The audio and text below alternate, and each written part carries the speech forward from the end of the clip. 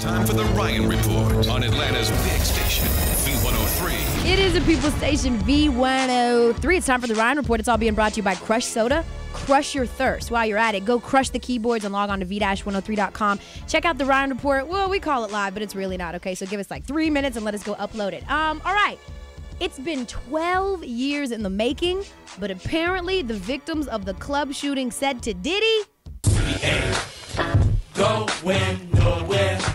We ain't going nowhere until you pay us." Now, according to the New York Post, Diddy has finally settled that court shooting. Remember the whole shooting that happened back in 1999 at the club, and he was with J-Lo, and of course Shine's been in jail forever for it, just recently getting out. Well, apparently he struck a deal with some of the club goers earlier this year, and some of these details are just now leaking out. Now, a lot of them have been signed to confidentiality agreements, but one man, in fact, the guy that owns the club, Michael Burgos, he says he didn't sign a confidentiality agreement, and he's telling the world that the most seriously injured victim from that shooting was awarded $1.8 million.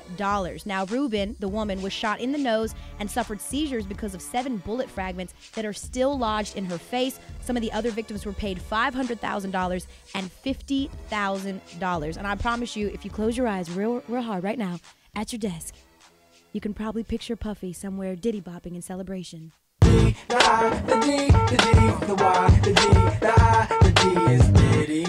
Hold up, it's Diddy. Come on, that's just crazy.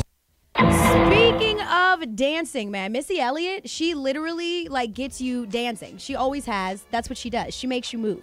So where the heck has she been for all this time? Well, apparently, according to People magazine, she's been battling Graves' disease, which of course is a thyroid condition. She tells People magazine, "I was driving one day, I was trying to put my foot on the brake, my leg was jumping, I couldn't keep the brake down, and I almost crashed." She says, "I couldn't write because my nervous system was so bad that I couldn't even use a pen."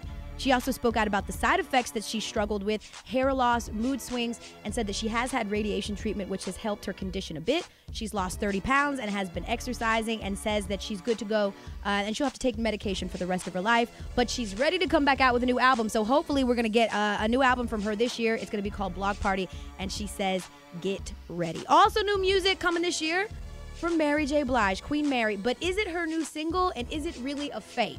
Now, you may have heard this broke last night on the web, Mary J. Blige and Nicki Minaj, and this is allegedly going to be the first single from Mary J. Blige's new CD. Take a listen. Guess who used to say yes, boo? Now when you say baby, it's fake. Test tube, jet white, we don't do jet blue. Skinny tie on that thing, when the fresh blue.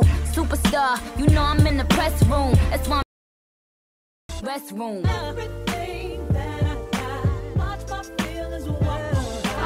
And let's just fade that one out. Okay, so there it is.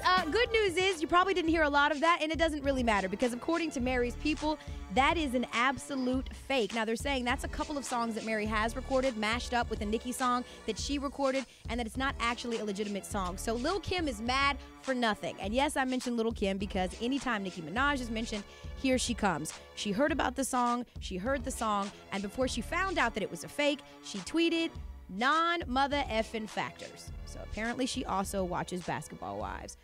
For the Ryan Cameron Show, I'm Elle Duncan, v-103.com. It's V103. And if you don't know, now you know.